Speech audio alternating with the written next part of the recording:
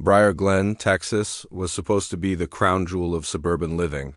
Wide streets, modern homes, and a sparkling new community center promised comfort and prestige. The face of this vision was Janice Mand, the proud and forceful president of the local HOA. With polished speeches and sharp blazers, she convinced families, investors, and even city officials that the 120-home development would bring prosperity, her secret. She claimed the land was community-owned, free and clear. But there was a truth Janice didn't want anyone to know. That land belonged to someone else. Calvin Redden? Calvin was no politician, no smooth talker. He was a quiet man, the kind neighbors sometimes overlooked.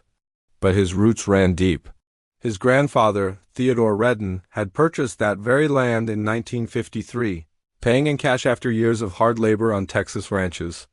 In a time when black families were often cheated out of property, Theodore kept every deed, tax receipt, and legal record.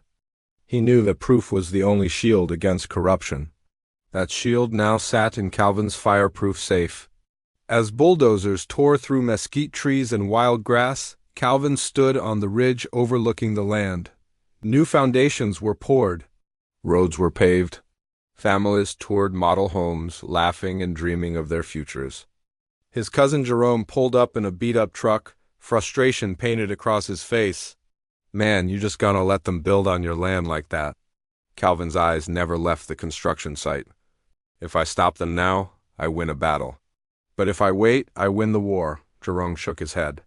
"You're too patient." Calvin smiled faintly. "Patience is the difference between a mosquito bite and a swarm that shuts down the whole town."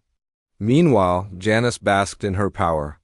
Local newspapers ran her picture. Janice in a hard hat, pointing at blueprints, smiling for cameras. Investors praised her visionary leadership. At HOA meetings, she promised buyers that everything was legitimate. She didn't know Calvin had already gathered every deed and permit, photographed every construction phase, and recorded conversations with workers and contractors. Denise, Calvin's wife, grew anxious as the homes multiplied. "What if it's too late?" she whispered one night at their kitchen table. "It's not too late," Calvin replied calmly. "Every nail they hammer, every house they sell, only strengthens my case." The development grew fast. Children rode bikes down unfinished streets. Families unpacked boxes, hung curtains, and planted flowers. To them, Briar Glen was a dream. To Calvin, it was evidence. Finally, the time came. Calvin and his lawyer, Monica Trallion, walked into the courthouse with a stack of documents that could have filled a library. Deeds dating back to 1953, tax records, surveyor maps. Photographs, videos, logs of every conversation. The HOAS attorneys tried to argue. They claimed oversight, clerical mistakes, misunderstandings, but the judge wasn't moved. Janice sat at the defense table, her confident smile gone, fingers twisting nervously.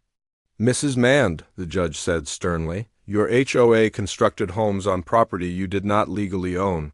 Your contracts are void. The families who purchased these homes are entitled to compensation. The rightful ownership lies with Mr. Redden." The gavel fell. Gasps echoed through the courtroom. News spread like wildfire. Headlines once praising Janice now screamed of scandal and arrogance.